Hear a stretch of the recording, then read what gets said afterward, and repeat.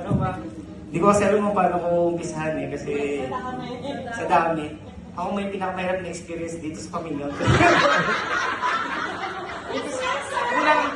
Kulang yata ito ng oras yan. Napakahirap, dapat nagdaan ako. Parang totoo ah. Sinurito ko nga sa bahay. Nay, ano nyo ba, may tanong lang ako, 16 yung anak nyo, ang binigay nyo sa akin bungangera.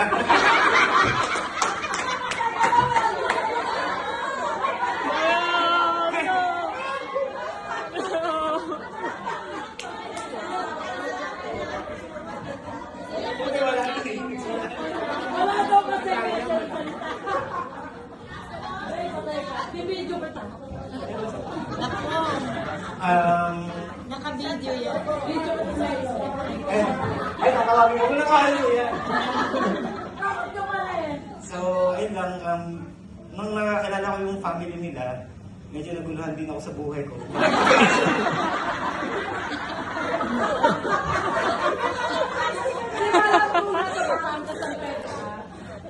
Kasi parang ang gulo nila.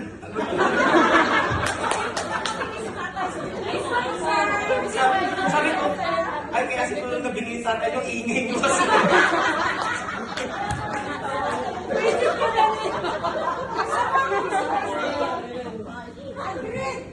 Kasi ba?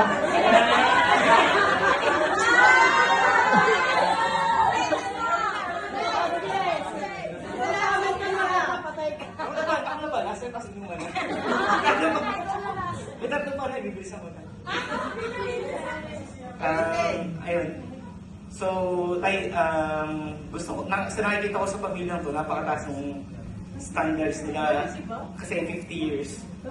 So, yun. Kasi ako, trivia lang, I came from a broken family, so hindi buo yung pamilya ko. Ba ako?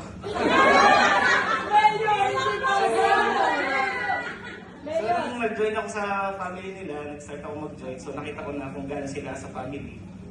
Kung baga nakita ko na, ay, ang hirap sabayan ng standard ng 50 years kasi parang gusto ko na mag-exit eh.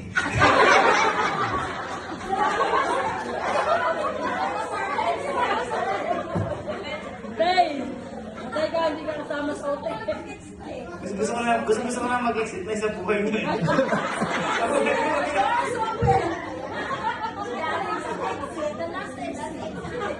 So yun lang, thank you ulit.